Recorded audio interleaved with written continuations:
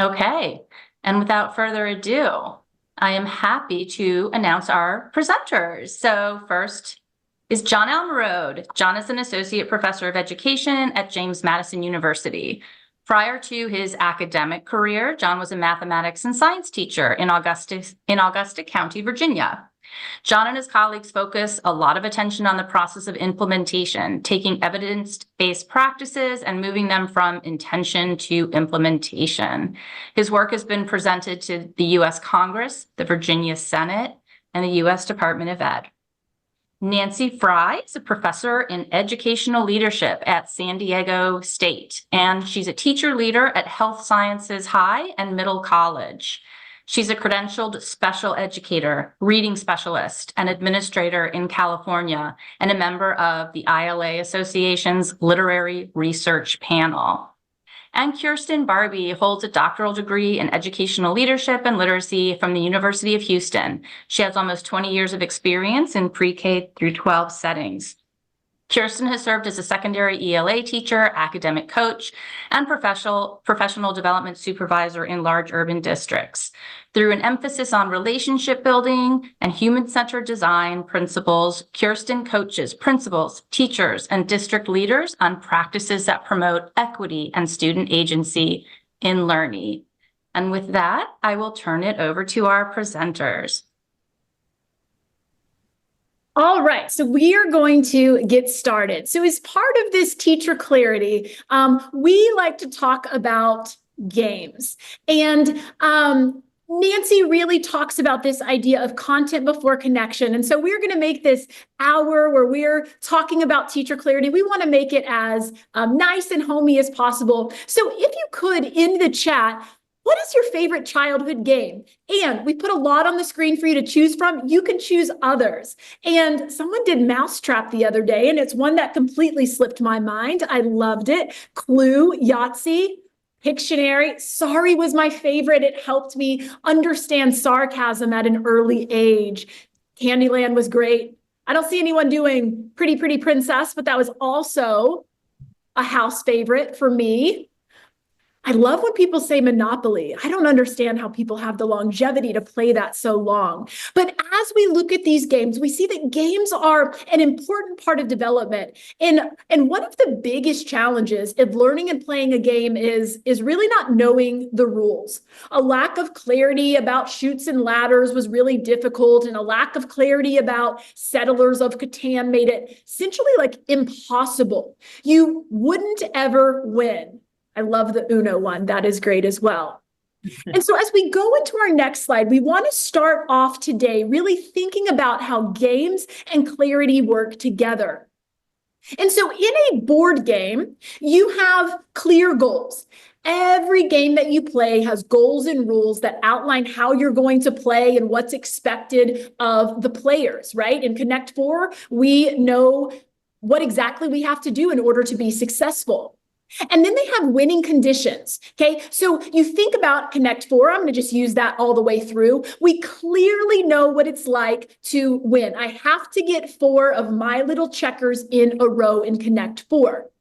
But it doesn't stop there. We have step-by-step progress. We have a sequence of moves or progressions that each step builds on the last to reach the goal, right? Again, Connect 4, just to be as simple as possible. I am attempting to get 4 little checkers in a row, vertically, horizontally, or diagonally. And then games have feedback loops. There's immediate feedback. If I am trying to put 2 in a row and someone puts their yellow in and blocks it, I have an immediate clear path like, ooh, I can't continue going down that horizontal path. Someone has blocked it. I have to change and adjust. But there's immediate feedback. And then we have this idea that board games are fun because they balance challenge and skill. Some of them are purely luck, but there are some that involve strategy, like Connect 4. Or you think of even video game market like Tetris, right? We don't start off with the pieces in Tetris falling a million miles an hour. It starts off slow. You build some success, and then you're able to increase the complexity or the level of challenge. John Hattie will call this the Goldilocks principle of challenge, where it's not too hard, it's not too easy, it's just right. And this is what board games do. I hated Monopoly because it took too long and I could never win. I wasn't smart enough. I couldn't do the things enough. I got sent back to jail too often and I wanted to quit. So I don't think I've ever finished a game. And then lastly, board games have a shared understanding. Everyone at the table must understand the rules of the game for it to run smoothly. And this is a lot like teacher clarity. So clarity in the classroom, we have clear goals. We have clear learning intentions. Students know the goal of the lesson. And then we have winning conditions, and those are our success criteria. As educators and students, we know what it takes to win. We know what success looks like.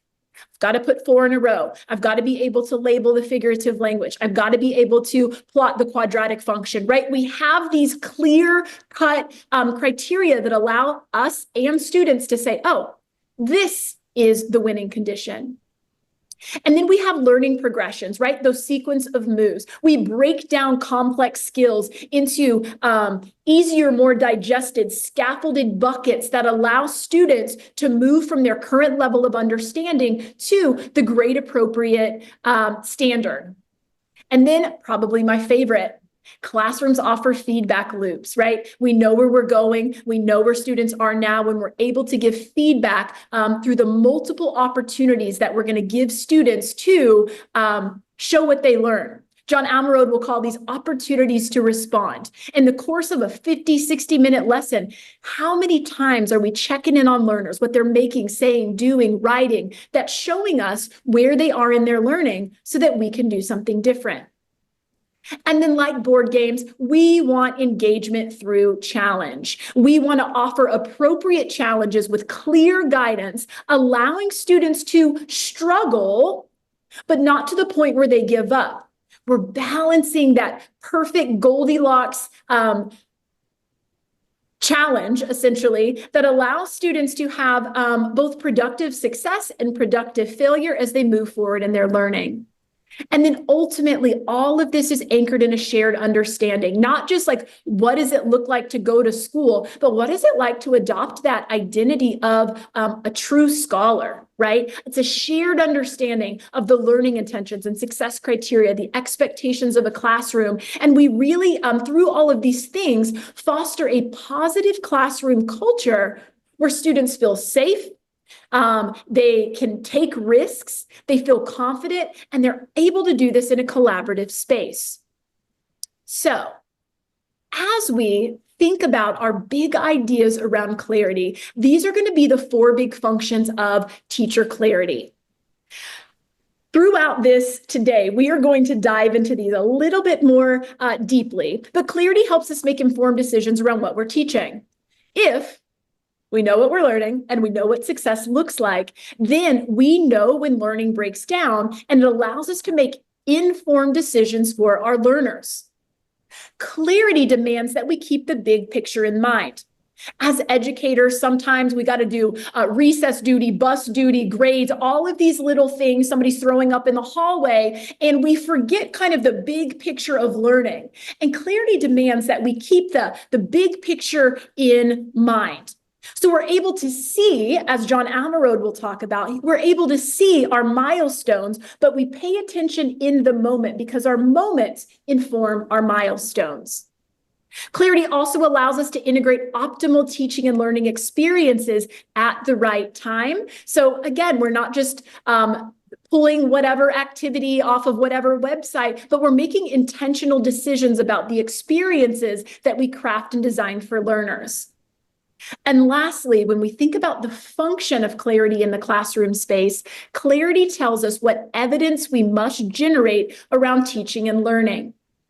If we, as educators, talk the whole time, we don't get to see what evidence is happening in the minds of students. And so what we have to do is we have to provide opportunities to draw it out, those opportunities to respond. So these are going to be our big 4 functions of clarity. So we have a lofty goal to accomplish in the next 50 minutes. So today we're learning about more clarity research. So we're going to talk about all the underpinnings, things that have happened to lead us to this moment, and how it helps us make decisions in our schools and classrooms. And, because that's our goal, We want you to know, what does success look like? So whether you're at home, you're still at school, you're driving in the car, think about these things. We want you to be able to explain the 4 components of clarity and why they're helpful or necessary for teaching. And then lastly, we want you to be able to think about, identify those specific teacher moves that amplify student learning. So without further ado, let's head on. As we talk about these big ideas, again, we're going to connect this game theory throughout. We're going to talk about what Nancy calls Jenga moves, right? In Jenga, you have the tower and you're trying to pull out pieces. You're trying to be the one that doesn't cause the absolute chaos for the tower to fall. But in order to pull out pieces, you have to understand the context in which each piece is situated. Is it stable? Is it not? What do I need to do? What piece can I pull that creates a strong foundation, but still allows the tower to stand? So John and Nancy are going to go ahead and dive into some of those Jenga moves that you can use in your classroom to really accelerate learning. So that's a hard act to follow. I do link it to what shows up in the chat box, right? And many of you put games in there that are classics. They're classic Hasbro games. They're Parker Brothers. They're just classic games. And so I think it's important for us to acknowledge that teacher clarity is not new. This idea that we need to be clear isn't new.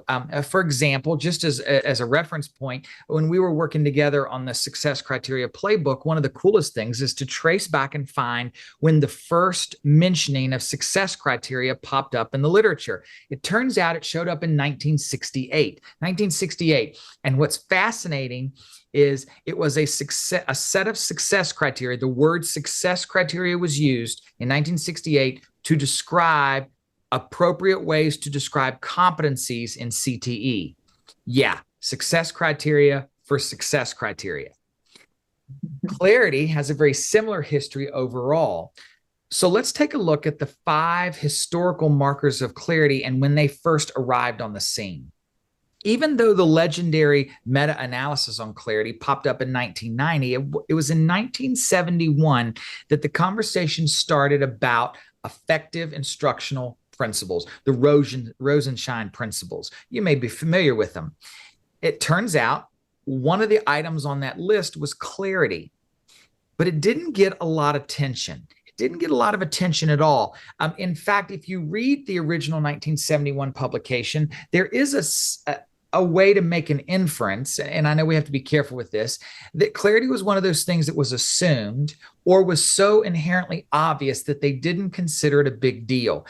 More attention was paid to enthusiasm, opportunities to learn, and in between, task orientation and those varied approaches. Clarity was just one of those throwaway items. All right, let's jump ahead a little more. Then they started to look at teacher presentations alone. So not so much the task, not so much the approaches, but the teacher presentations alone. And they realized they had missed something, that even with the existence of varied approaches, even with the existence of opportunities to learn, if there was this missing piece in how the teachers presented and then carried out the learning experience, things tend to get a little wobbly. In other words, you did not pass go. You did not collect $200. You got skipped. It was a draw 4. Maybe you didn't get Park Place in Monopoly. Either way, we were close to being game over. To show you the era that I grew up in, the plant ate the little Mario brother. Things didn't go so well. So was this continued focus on teacher clarity justified? And what impact did it have on learning? All right, then comes 1990, where Fendick does a meta-analysis on these very questions. And he identified 4 components of teacher clarity that were essential in making sure everything else operated. And so let's kind of walk through these carefully. And then we're going to spend a little time or a deeper dive into these ideas for the rest of our time together. First of all, clarity of organization. Do we have our mess together?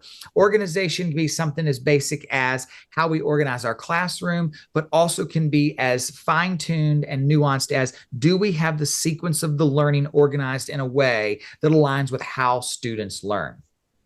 But we're not done. What about the clarity of explanation? One of the things we see with clarity of explanation is our capacity not just to explain concepts, but also do learners have the clarity in their own explanations and understandings? Here's what I think about. How many of you, in the chat box, you can say yes, no. How many of you have spent time in a college classroom or in an advanced classroom at some point in your careers? You sat in an audience.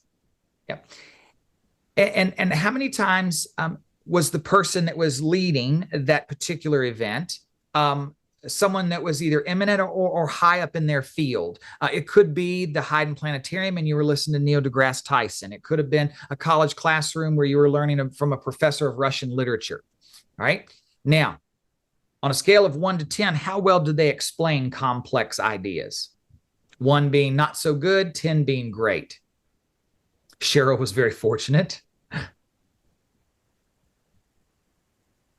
Emily, the optimist as always. Someone chose not even to use numbers. Yeah, okay, Catherine, yeah. Well, here's the deal.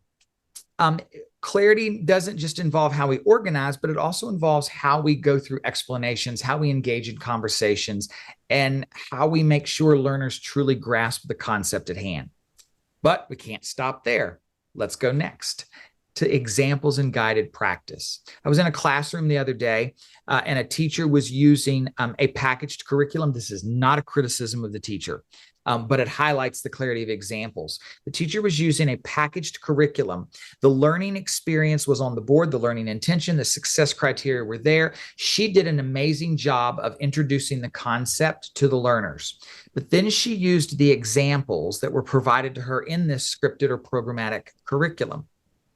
The examples were absolutely dreadful. It wasn't until example number 5 that the content allowed learners to separate or discern what was an example of this and what was not an example of this. In this case, the clarity or where the class broke down was in the clarity of their examples. And then to turn right around and practice, the practice examples didn't align with the learning intentions and success criteria. In this case, the examples were out of whack, so to speak. Let's add one more. Clarity of assessment. All right, let's do this one. If you pull up Susan Ambrose's work, Susan Ambrose is a psychologist at Carnegie Mellon, used to be. I believe she is retired, but I could be wrong on that. Susan Ambrose is a Carnegie Mellon psychologist and wrote the Principles of How Learning Works, targeted towards college students and college faculty members. What she found is that anatomy and physiology is one of the most commonly failed classes at the university level. Anatomy and physiology, whew, rough. Upon her investigation, here's what she found. She found the reason it's failed so frequently is there's a mismatch in assessment. In anatomy and physiology, in the chat box, how do you prepare for A&P? If you've ever taken A&P, what's the best way to study? Or the choice of Yeah, you got it. Right. So nailed it. Diagrams, flashcards, note cards, drill and kill, you crushed it, right? Organic chemistry is the same way. So here's what happens though. These students show up to the midterm or the final exam, and the exams are all about connections and deeper learning. Explain the systems of the body and how they work together to regulate blood pressure. That is a very different type of question than what we studied with flashcards. In that case, what the learners were studying and what was assessed did not line up. There was no clarity in the assessment. It's like playing golf versus playing Risk. In playing Risk, you want as many pieces as possible. But in golf, you want as few shots as possible. What happens if we switch those rules without telling you? We lack clarity of assessment. It's these 4 components, then when you put them together and integrate them into what we do in our schools and classrooms each and every day, that leads us to the effect size of 0.85. And for those of you that have followed along with the thermometer, you'll see on the next slide, you can take a picture of the latest effect size for teacher clarity. It's jumped around a little bit from 0.75 to now 0.85. Why the jump? Well, we've added a few meta-analyses to the mix, and we've gotten better at leveraging what teacher clarity is and what it's not, so that we can have a more fine-tuned impact on student learning. Thanks, John.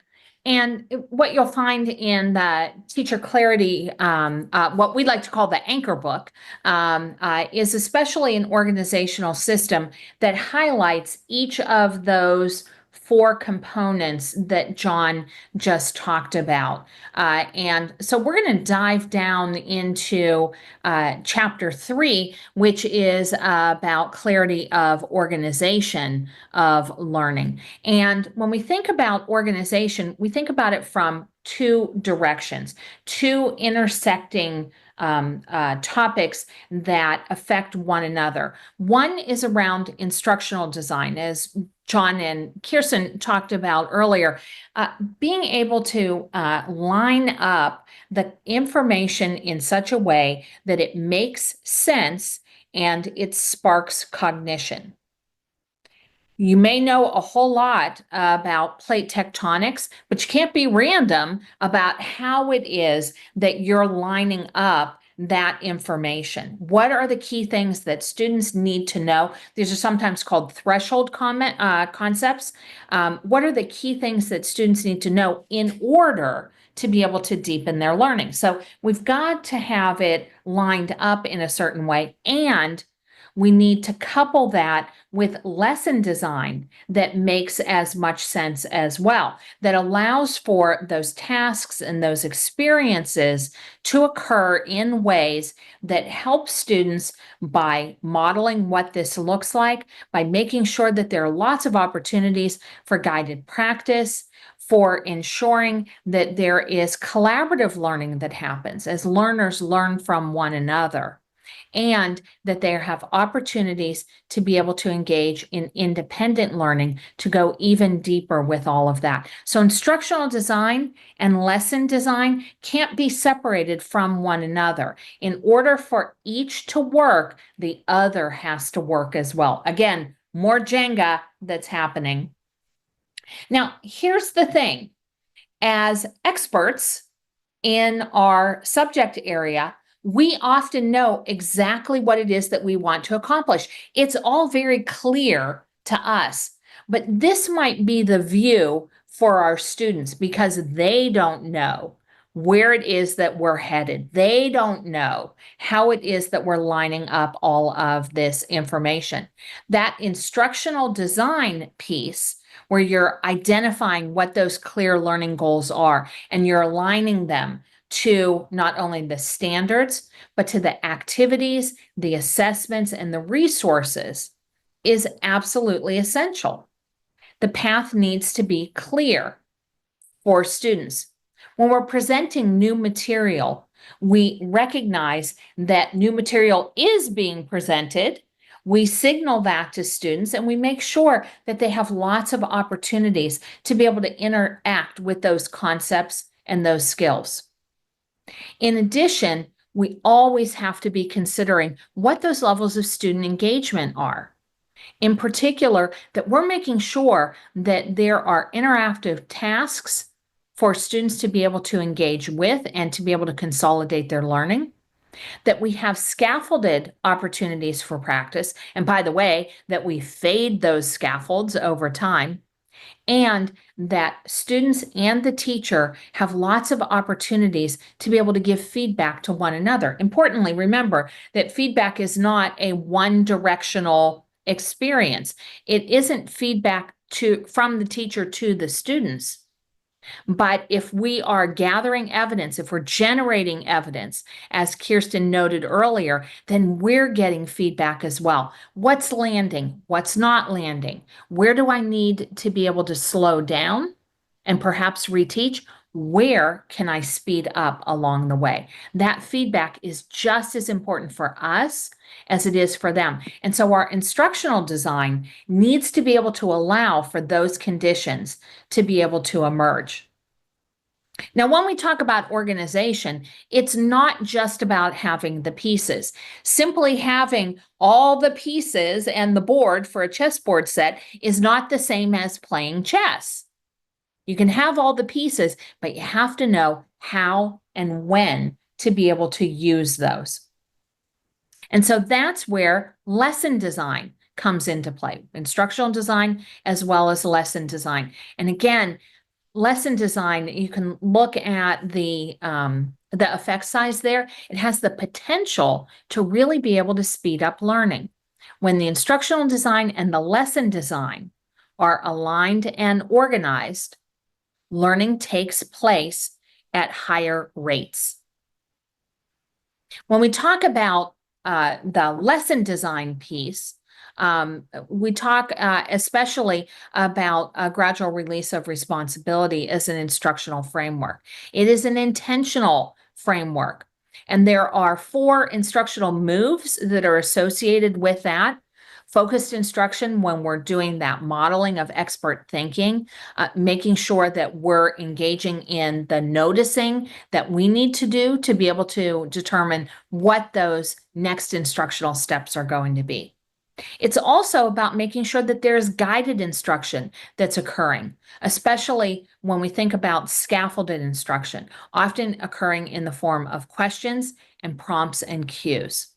So much of the art and science of teaching really lands in this space in particular, because as expert teachers, we are rapidly hypothesizing what would cause the student to say or to do an incorrect move based on what it is that he knows. And we have to rapidly hypothesize, what do we think that he knows and doesn't know, so that we can deliver that next prompt, or we can cue the learning. Collaborative learning is essential as well. All learning is social. We know that students need to be able to work productively in those groups so that they can consolidate what it is that their learning is, and they can refine what their learning is. How often have all of us as teachers had that experience of students saying to us when we ask them, do you get it? And they go, and then you turn them loose and they find out that they didn't actually get it. Well, they need those experiences. And then independent learning, where they get to extend and deepen their learning. So let's go visit a classroom. This is a chemistry classroom, 11th grade. Dr. Angie Hackman is the teacher. And what I'd like for you to look for in particular is how it is that she marries instructional design, how the information is rolled out, with lesson design. So let's take a listen. So let's check in about what it is we're going to write to start class today. Okay, we're going to think not only about last week. So remember, we did that lab with the different objects and assigning energy types. And remember, then we also did that reading about the Easy Bake Oven, which was also about energy and keeping the energy sort of in to cook stuff. Okay, so keeping those things in mind, I want you to discuss at your tables, but also write about this scenario. So imagine maybe like a younger cousin or someone comes up to you and is like, I know we put on sweaters or jackets when it's cold, but why? Okay, we want to think scientifically, like, why do we wear sweaters? What do they actually do? Okay, we're asking you to use words like temperature, heat, and thermal energy, as we know those are vocabulary words for this unit. And today we're really working on figuring out, what do they mean? What are some experiences we've had with them? And what are new experiences we can gain this week? We want to start out kind of with our initial thoughts. Okay, so take a minute, chat with your neighbors, and do some writing. Make sure we're using temperature, heat, and thermal energy. Because like we're gonna kind of become the like temperature around us, and so like we're each reaching like an equilibrium with the temperature. Yeah, it's like when you put like a hot cup of tea and leave it out at room temperature, like they like equal out and the tea becomes room temperature. So that's like us in like a cold environment. I think that we wear sweaters in the cold to control the temperature of our bodies. The sweater helps us keep thermal energy in, and that thermal energy allows us to stay warm in the cold weather. So you're basically saying that the wearing a sweater makes the thermal energy we use, it makes it more efficient because we have to use less thermal energy to keep our bodies warm because it stays within. Yeah, because like the sweater keeps like the heat in. Well, always says like we wear sweaters when we are cold because our like temperature, like our internal temperature changes, and then clothing provides heat to us. So then kind of like what you guys said, like it chops it and, you know, makes us stay warm, you know? Yeah, I was kind of thinking the same thing, like it like lets us keep our thermal energy kind of. Okay, so let's check in about our learning intentions for today. So we're thinking about how energy transfers between different substances, okay? So this sweater idea connects to that, and we were gonna come back to the sweater idea tomorrow and the next day. So we're doing this thing where we're kind of building on our knowledge of heat, thermal energy, and temperature, okay? So today, you're gonna create some claims supported by evidence and reasoning around energy transfer, and that evidence is coming from an activity we're doing today. Angie's exhibiting high levels of instructional design. She understands what the concepts are and how to roll those out, especially in drawing on their prior knowledge in order to be able to build toward new knowledge. And in terms of lesson design, she's designed that lesson so that there are opportunities for students to be able to engage in independent learning in terms of their own writing, but also in collaborative learning. And she's done some modeling and some thinking aloud along the way. When you bring together instructional design and lesson design, that's organization. So Nancy, I love that video and the difficulty of understanding the concept of thermal energy and sweaters and temperature changes and homeostasis in the body. It is a very complex concept for learners to grasp, and even a complex concept for adults to grasp. As a former chemistry and physics teacher, any conversation about energy is a challenge. Any conversation about those abstract ideas is a challenge. And so it's one of the reasons why clarity of explanations has such a significant effect size. On average, the effect size in the thermometer is about 0.70. And so it is a well above average explanation or impact on student learning. And the explanation of content can get us in trouble. It can get us in trouble in not like a bad way, like you've committed a felony, but we can fall into a trap known as the expert blind effect. So if you would please, in the chat, if you would, put in the expert blind effect. And then we're going to talk about that more in just a second using Twister as the model. So just type it in there, expert blind effect. We want to make sure it's there. And now let's see what Twister can teach us about the expert blind effect. So there's a lot of balancing that has to happen in the classroom. And so if you have right leg red and all of a sudden we've got to get left arm green and elbow yellow, all of a sudden things start to get complicated very quickly. But we don't want to tinker too much with expectations and change the game of Twister, because then it pulls that level of rigor or that struggle out of the idea. So let's look at it differently. Let's talk about why this happens and then some of the ways we can deal with it. I want to show you a picture. Take a look at the picture.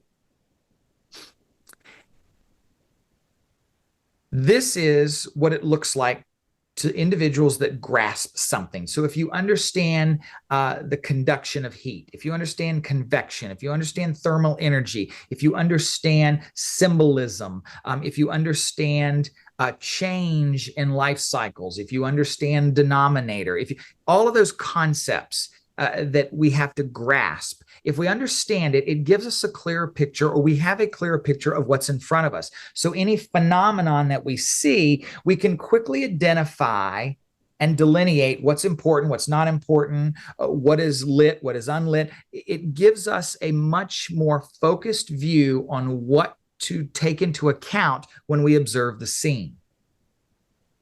However, if we're not an expert yet, then we often run into this issue of not quite sure what's important, what's not important, what's relevant, what's irrelevant, and we have trouble distinguishing between the two. You know this effect. You know this effect. If you're a math teacher, you inevitably have had to have your students draw a y and an x-axis. And just as you finish giving these amazing instructions, a hand goes up in the back of the room and says, "What color do I draw my x and y axis?" Nobody cares. But at that moment, that student grabbed a hold of that component, because from our perspective, we understand the color of the axis is irrelevant, but to a learner, it seemed important. What am I trying to say? The explanation of content requires us to be sure that we help students bring those things that are foggy into focus and make sure that when it's in focus, they know what to pay attention to and attend to. The expert blind effect is huge, and there are 4 ways that we experience it. Take a look.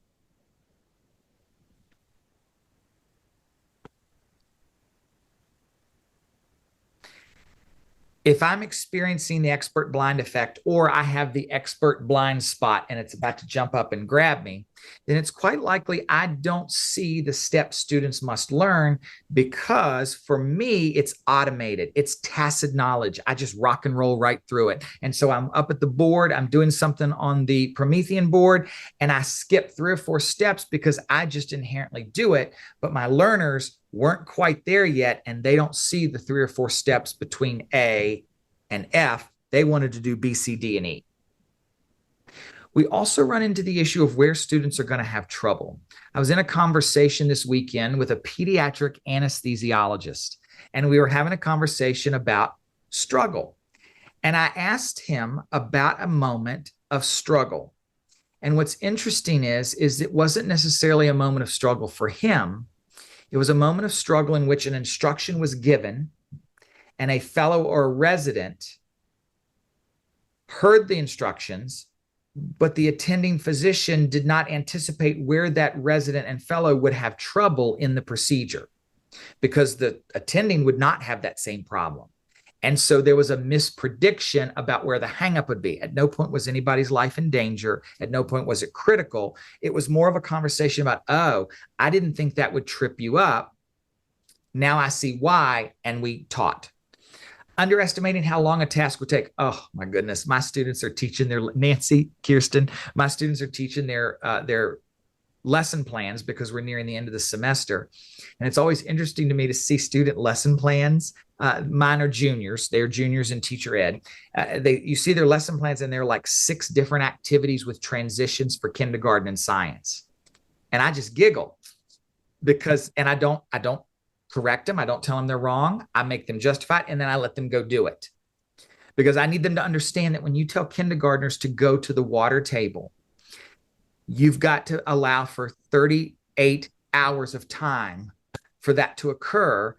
And so, of course, I'm joking, but they overestimate how much they can get in because they underestimate the length of the task. The same thing goes with us in high school environments, where we give students a problem in math. We ask them to write a narrative essay.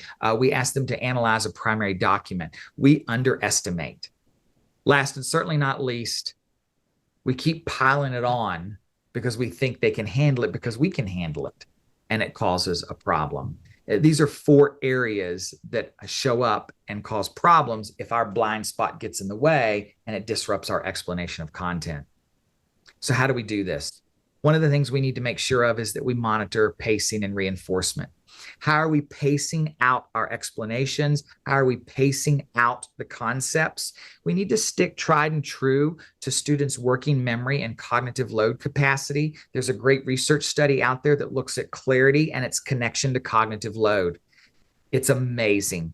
When we have higher levels of clarity of explanation, as well as the other 3 areas, we see lower cognitive load, which allows more time for students to dive into what matters most.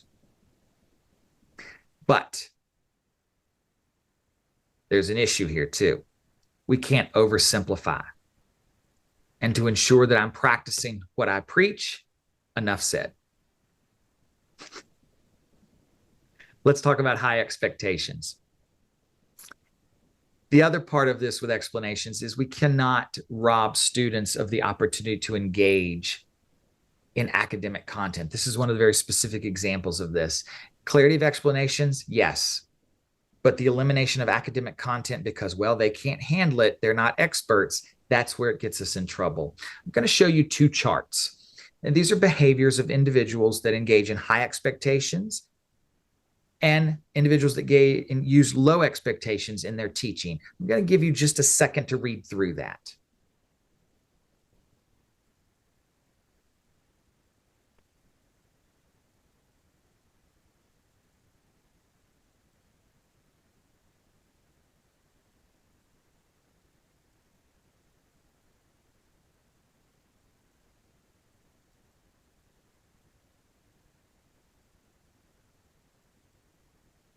Very quickly in the chat box, one or two things that stood out to you, just a couple of words, what jumped off the screen and landed in your lap.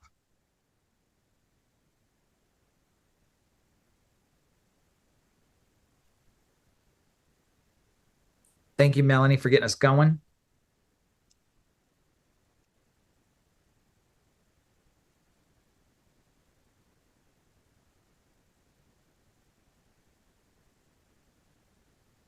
Yep, absolutely.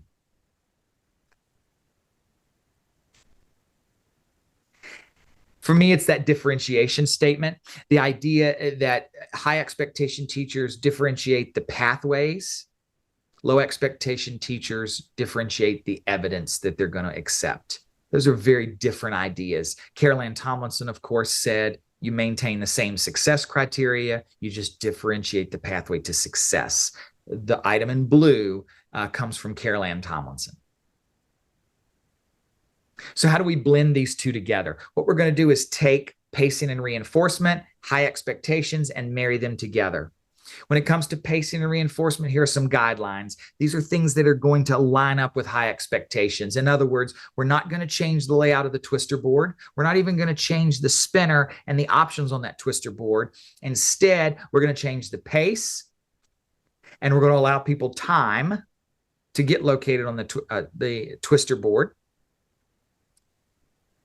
We're going to highlight difficult points and possibly scaffold.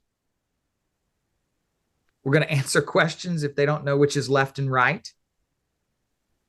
And we'll review. I joke, of course, but the idea behind this is we can meld together pacing and reinforcement, high expectations in the clarity of our explanations. And how we explain things to learners matters a whole lot. I don't know about you, Nancy and Kierstan, but when I taught, especially when I taught physics and chemistry and had to explain difficult concepts that I had just accepted as law. I mean, Coulomb's law, universal gravitation, stoichiometry, things that as a science major, I just accepted. I used to rehearse in my car, in the shower. I used to talk to myself to make sure my explanations were on point. Am I alone here, or can you two bail me out of this apparent psychosis? No, so I do the same thing because sometimes, John, I'll read an article or I'll read something. I'm like, yes. And then I go to explain it in a training and I'm like, I thought I knew that more than I did because it made sense when I was reading it. And so now I have to practice that verbal rehearsal to make sure that the information isn't as fuzzy as I thought or as I expected.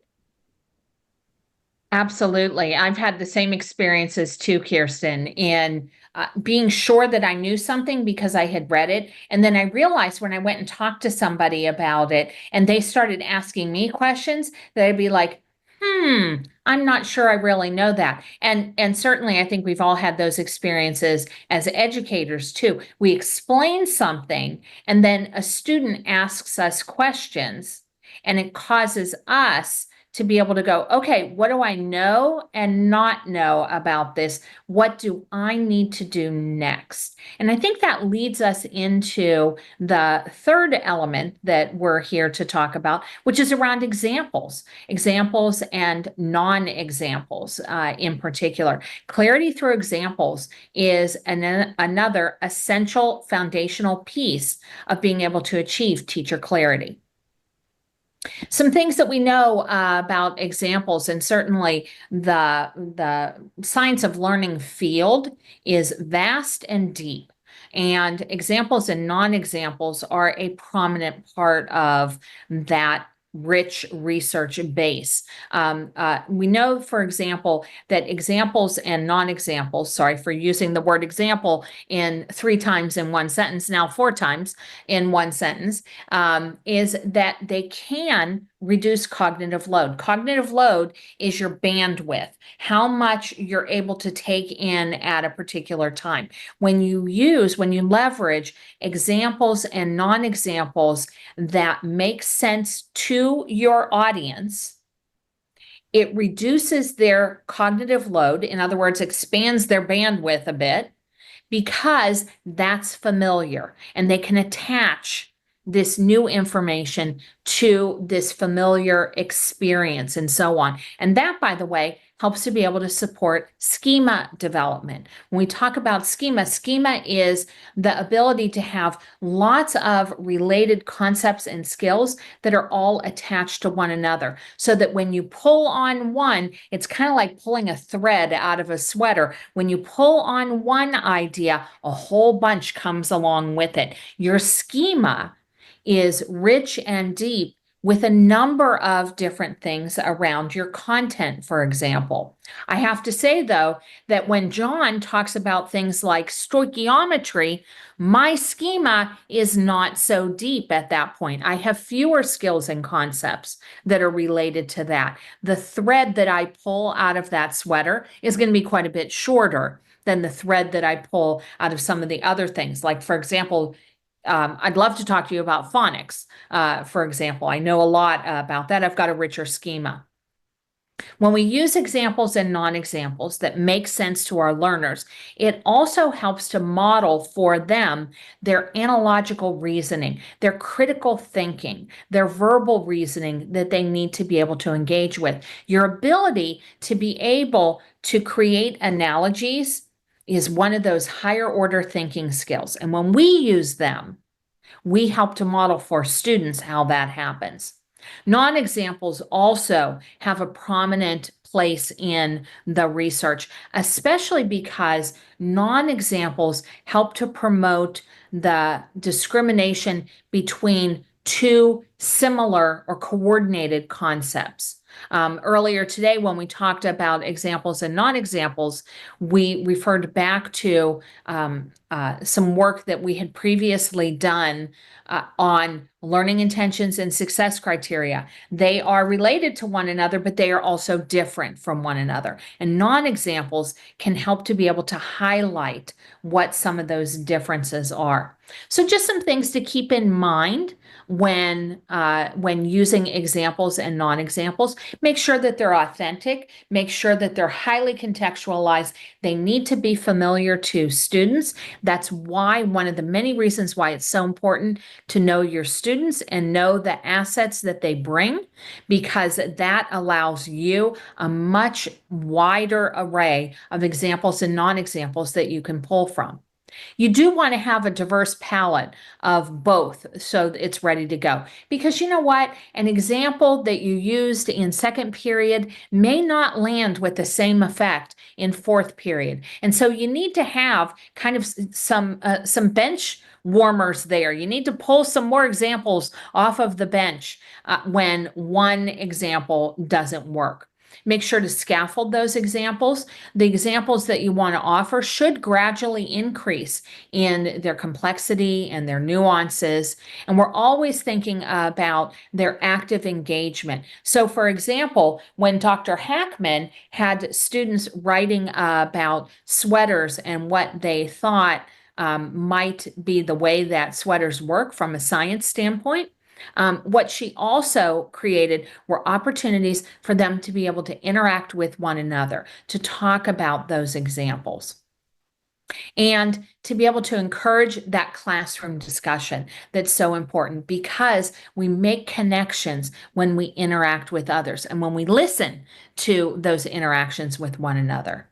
And always, always, we want to be able to promote critical thinking with both of those, non-examples as well as examples. What are some of the characteristics of this non-example that make it a non-example of this particular phenomenon? So shifting into, I love all things clarity, but all things assessment that drive learning just really makes me so happy. So because our anchor book is really built on the conceptual understanding and kind of the research that informs all of this, we're going to take kind of a little bit of a deep dive into the origins of assessment, because assessment informs our impact. And when you hear the word assessment, sometimes we have this idea of an exam, a quiz, a test, something that happens at a point in time. But all of the research behind educational assessment will really talk about this idea of a systematic process of evidence gathering and ultimately to inform student learning. So let's kick it back to ancient Rome. So our common word for assessment is derived from the Latin verb assidere, which means to sit beside or to assist. And so in ancient Roman society, assessors, you see them here, Nancy, you can click on those. You see them, they possessed specialized knowledge or expertise about a topic, and they would be invited by a judge to sit beside and advise them on the decision making. So the assessor, say they knew a lot about land ownership and there was something brought to the judge. The assessor would gather the information, analyze the evidence, and then really make informed decisions about this complex issue. And so assessors offered their expertise and informed opinions to help the judge make fair rulings to ensure that the decisions were based on a comprehensive understanding of the evidence and the context. So the assessor was to sit beside. Now we contrast it with our modern day assessment. And now, like when we say assessment, people picture students crying over, I don't know, a computer or now a blue book, right? Trying to think about, I don't know how to do this, right? This is something that I don't. It's something sometimes that we do as a gotcha, like, well, Nancy, you weren't paying attention. So now you know that you don't know this. So you can go ahead and click. And so we've kind of moved so far from this idea of to sit beside and to make informed decision to this idea of kind of lording over students. And we are the ones that make these decisions. And assessment is not something that we do with students. It's not something that's bi-directional that students have a lot of control over. So as we shift our mindset and really analyze our hand around assessment, we want to shift our thinking to assessment is not an event. It is a process of evidence gathering, interpretation, and use. Okay, so we might have an exam and it might inform us of next instruction, but assessment is going to be any activity that we are putting in front of students, that they're making something, saying something, doing something, solving something, producing something, talking about something, even if it's a simple turn and talk. All of those things are assessments because they are a chance for us as educators to see, how are students comprehending this? How are they understanding it? How are they explaining this back? What connections are they making? What does it look like as they're solving this, right? All of those are assessment opportunities for students to respond that allow us to make informed decisions about the learning. But it's not enough to gather all of this evidence. We want to interpret the patterns. What are we noticing? And use that evidence. We liken this to a GPS system on a car. Here in a second, I'm going to go get some food and I'm in Plano, I'm going to go in Dallas, right? And so with this GPS system, it's probably not going to take me straight down 75. It's going to offer me some detours. And we're arriving at that same destination, but the pathways might look different, right? Those different opportunities. So we're going to check in with a school in the Bronx, or a little elementary school, and I want you to pay attention to the evidence gathering or assessment opportunities that these teachers provide to their students. Participation cards are these cards that the students use to be acknowledged, to ask for help when needed, and then to agree and disagree with one another when they're having discussions in the classroom. The pink card it's like I disagree with you, but now if you turn it around and you really need help, and it says I do not know what to do and I need immediate help.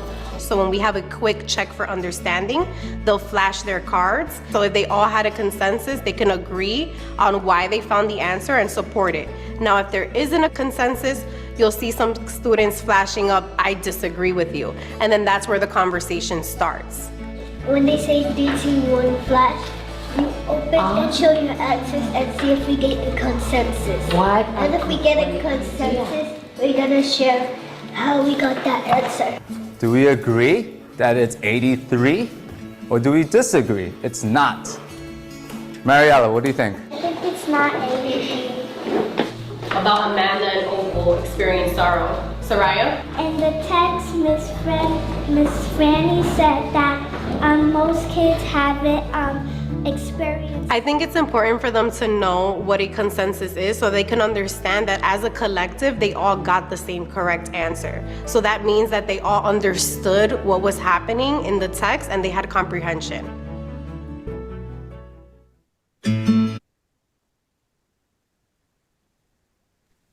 I got to meet the principal of that school over the weekend. Nice. Phenomenal conversation about her school. Alexis is amazing. Yes, absolutely amazing. So that brings us to our end, but I want to talk very quickly, take a second or two to highlight why this is so important. If we're not careful and we let the organization of our classrooms fall to chance, if we're not clear on how we explain concepts, we just haphazardly go about our day explaining this, explaining that. If we're not careful on the examples we pick, if we pull them out of our minds, if we just copy them down from a particular sheet of paper or teacher's manual, and if we're not careful with our assessments, things become cloudy. The rules of the game change on the learners, or better or worse yet, they don't even know the rules of the game because we've made them blurry. And it's easy for us to do given that we have already survived third grade, past fifth grade. And so it's easy for us to get into that expert blind spot situation. So what I hoped we have conveyed this evening or this afternoon, or for some of you, wherever you are in the world, maybe even morning, is that clarity is our opportunity to be intentional, deliberate, and purposeful in our design of the learning experience from the very beginning to the time they move on to either their next classroom or the next academic year. It's clarity not by chance, but by design. And so let's tie this all together and make sure we can piece it together, the big picture of clarity. If you remember those 4 ideas from the beginning, it helps us make informed decisions, which examples, what my explanation is going to look like, what my assessment is going to look like, how am I going to seek. I can make better decisions when I have clarity. It requires me to keep the big picture in mind because that's the focus. It's the difference between moments and milestones. It also helps me time things just right. When do I step in? When do I not step in? When do I engage in takeover behaviors? And when do I allow for the struggle? And last and certainly not least, it tells me what I need to see to convince myself, and it helps my learners see what they need to see to convince themselves that they've made progress in their learning. Clarity is much more than learning intentions and success criteria. Clarity is a way of doing business. And when we use it in our classrooms, we accelerate student learning. Bye, everybody. Bye. Thank you, everyone.